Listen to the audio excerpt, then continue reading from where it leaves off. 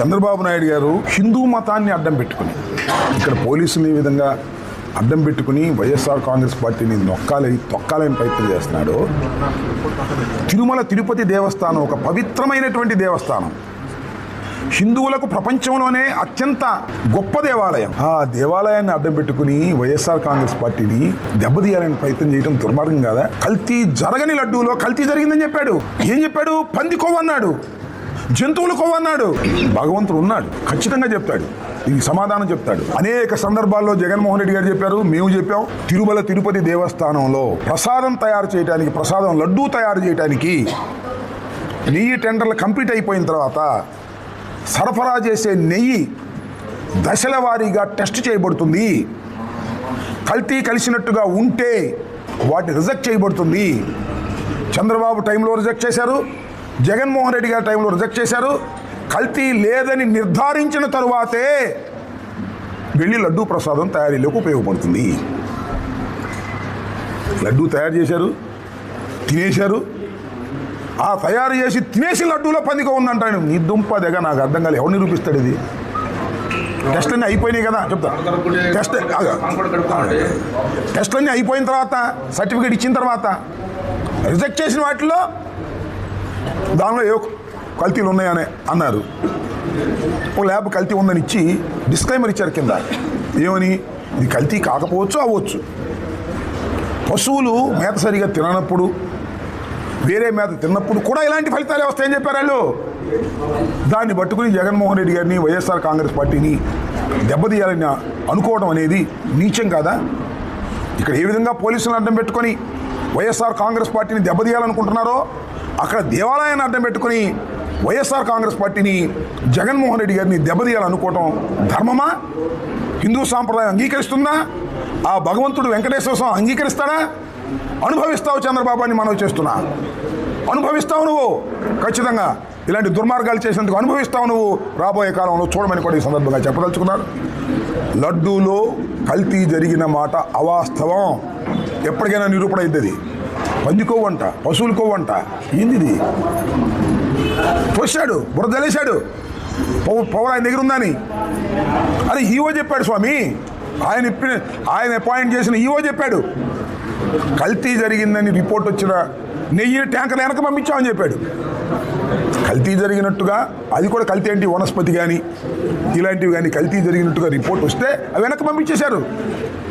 ఇవాళ కాదు పంపించింది, చంద్రబాబు నాయుడు గారి టైంలో పంపించారు ట్యాంకర్లు, జగన్మోహన్ రెడ్డి గారి టైంలో పంపించారు ట్యాంకర్లు, రాజశేఖర రెడ్డి గారి టైంలో పంపించారు ట్యాంకర్లు.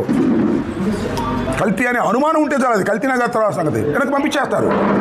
కానీ ఇన్ని దుంపలేక చంద్రబాబు నాయుడు గారు ఆ కల్తీతో లడ్డు తయారైపోయింది, తినేశారని చెప్పి ప్రచారం చేస్తున్నాడే, ఎంత దుర్మార్గమని అడుగుతా ఉన్నా. భగవంతుడు అనేవాడు తప్పనిసరిగా చంద్రబాబు లాంటి నీచమైన మనస్తత్వం కలిగిన వాడిని, వెంకటేశ్వర స్వామిని అడ్డం పెట్టుకుని రాజకీయంగా దెబ్బతీయాలని ప్రయత్నం చేసేవాడిని భగవంతుడు వెంకటేశ్వర స్వామి క్షమించడం రాబోయే కాలంలో మీరే చూస్తారు. 1750 కోట్లతో ఎన్టీఆర్ విగ్రహాన్ని పెట్టబోతున్నాడు అమరావతి. నారాయణ గారు ప్రకటించారు. ఏమో జనసేనలో ఒప్పుకోవట్లేదు కదా, నాకేం తెలుసు. ఎన్టీ రామారావు విగ్రహం 1700 కోట్లతో పెడతానంటే మా సంగతి దేవుడు జనసేనలో ఒప్పుకోవట్లా, సొంతంగా పెట్టుకోమని అంటున్నారు. ఎన్టీ రామారావు కొడుకులు బులందులు ఉన్నారు, చంద్రబాబు ఉన్నాడు, వాళ్ళు డబ్బులు వేసి పెట్టుకోమంటున్నారు. ప్రభుత్వ సొమ్ముతో ఎందుకు అంటున్నారు? అన్నీ దుంపదేగా. మెడికల్ కాలేజీలు మెయింటైన్ చేయడానికి డబ్బులు ఏమన్నావే? ఫీజు రియంబర్స్మెంట్ ఇవ్వడానికి డబ్బులు ఏమన్నావే? ఆరోగ్యశ్రీ ఇవ్వడానికి డబ్బులు ఏమంటున్నావే? రోడ్లు వేయడానికి డబ్బులు లేవు, గుంటలు పుడుస్తానంటున్నావే. దీనికేమి డబ్బులు లేవు. కానీ ఎన్టీ రామారావు గారి దివ్యమంగళ విగ్రహాన్ని పెట్టడానికి నీకు డబ్బులు వచ్చినాయి గవర్నమెంట్కి. అది నీకు అర్హత ఎక్కడుంది? ఎన్టీ రామారావు గారి విగ్రహాన్ని పెట్టేటటువంటి అర్హత లేని మొదటి వ్యక్తి నారా చంద్రబాబు నాయుడు. ఆయన పెడితే ఎలా ఉండాలి తెలుసా? ఎన్టీ రామారావు విగ్రహం ఇలా ఉండి కొద్దిగా వంచి వెనక కత్తి కూడా పెట్టాలి, అప్పుడు బ్రహ్మాండంగా. చంద్రబాబు నాయుడు గారు పెట్టాలనుకుంటున్నటువంటి ఎన్టీ రామారావు గారి విగ్రహానికి ఎన్ని అడుగులు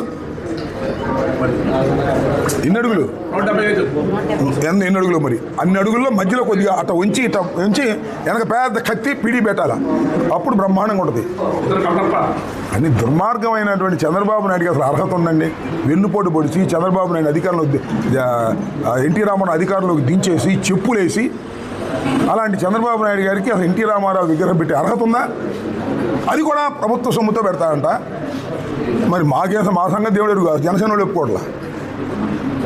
జనసేన వాళ్ళే అసలు నువ్వు నీ డబ్బుతో పెట్టుకో, నీ దగ్గర డబ్బులు లేవా, లేదా బాలకృష్ణ దగ్గర డబ్బులు లేవా, ఎన్టీ రామారావు కుటుంబానికి డబ్బులు లేవా, వాళ్ళతో పెట్టుకోమంటున్నారు. ఇది ఉన్న పరిస్థితి.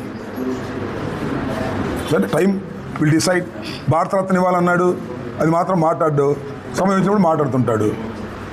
విగ్రహం అంటాడు, మళ్ళీ ఇప్పుడు ప్రభుత్వంతో పెట్టాలంటాడు. రకరకాల నాటకాలు ఆడుతున్నాడు చంద్రబాబు నాయుడు గారు. రామారావుని అడ్డం పెట్టుకుని ఓట్లు దండుకోవాలనేటువంటి ప్రయత్నం చేస్తున్నాడు.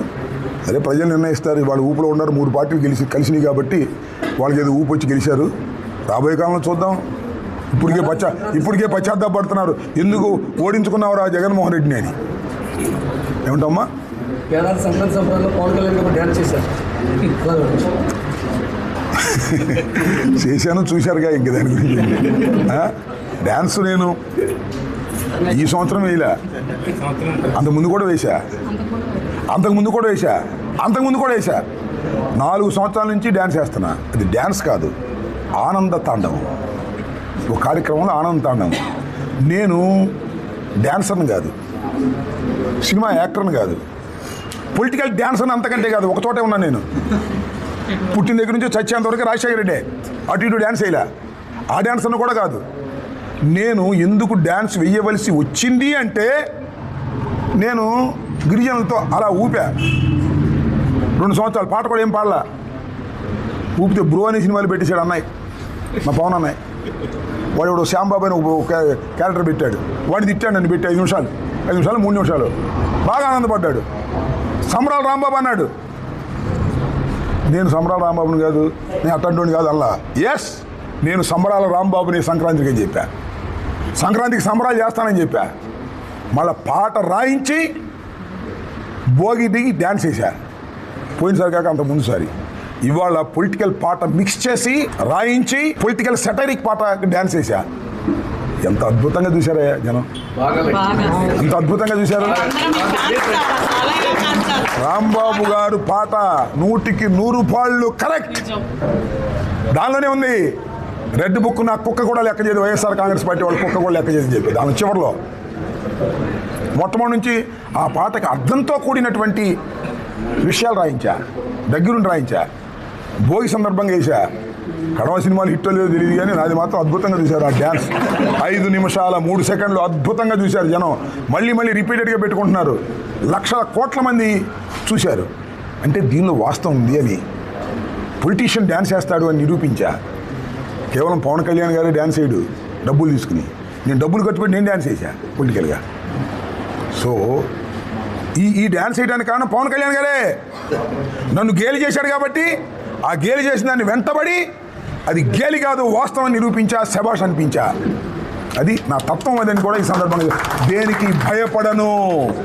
రెడ్ బుక్కి భయపడను, ట్రోల్ చేసినా భయపడను, సినిమాలో నా క్యారెక్టర్ పెట్టి బూతులు తిట్టినా భయపడను. దేనికి భయపడని వ్యక్తి రాజశేఖర రెడ్డి శిష్యుడు, జగన్మోహన్ రెడ్డి సహచరుడు అంబటి రాంబాబు అని గుర్తుపెట్టుకోండి.